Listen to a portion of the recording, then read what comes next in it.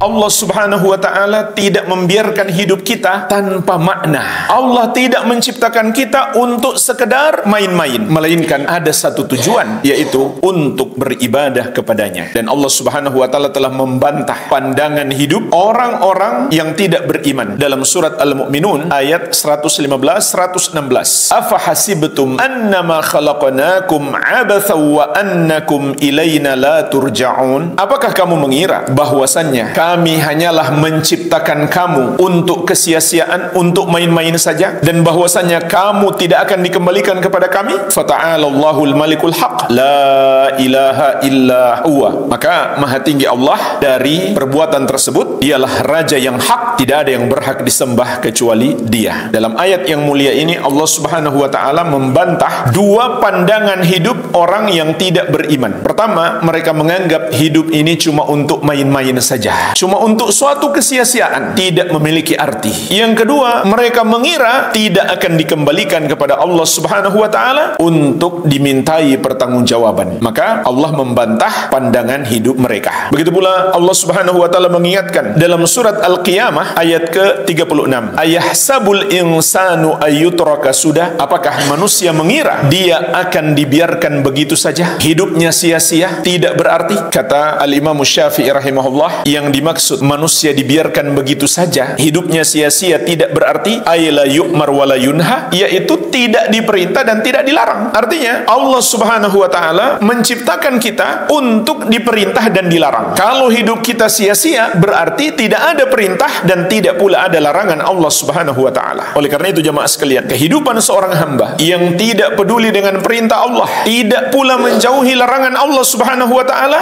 adalah kehidupan yang tidak berarti, kehidupan yang tidak memiliki makna, sehingga dia tak ubahnya seperti hewan, bahkan dia bisa menjadi lebih sesat daripada hewan. Kata Allah Subhanahu wa ta'ala di ayat yang lain, wa yatamatta'un wa ya'kuluna kama ta'kulul an'am wan naru mathwal lahum. Mereka bersenang-senang di kehidupan ini dan mereka makan seperti hewan-hewan makan, dan neraka adalah tempat tinggal mereka kelak. Juga Allah Subhanahu wa ta'ala menegaskan, inhum illa kal an'am balhum adallu sabila. Tidaklah mereka itu kecuali seperti hewan, bahkan mereka lebih sesat, lebih bodoh, lebih buruk daripada hewan. Kapan itu terjadi? Ketika mereka tidak peduli dengan perintah Allah dan mereka menerjang larangan Allah Subhanahu wa ta'ala. Dan perintah Allah yang paling agung adalah mentauhidkannya, dan larangan Allah yang paling besar adalah berbuat dosa kesyirikan. Maka tatkala manusia berbuat dosa kesyirikan, hilanglah kemuliaannya dan dia menjadi makhluk yang paling hina. Sebagaimana juga firman Allah Subhanahu wa ta'ala, innal ladzina kafaru min ahlil kitabi wal musyrikina fi nari jahannam khalidina fiha ulaika hum syarrul bariyah. Sesungguhnya orang-orang kafir dari kalangan ahlul kitab, yaitu Yahudi dan Nasrani, dan al-musyrikin, orang-orang musyrik yang menyembah atau menuhankan selain Allah, tempat mereka di neraka Jahannam, mereka kekal di dalamnya. Mereka itulah seburuk-buruk makhluk.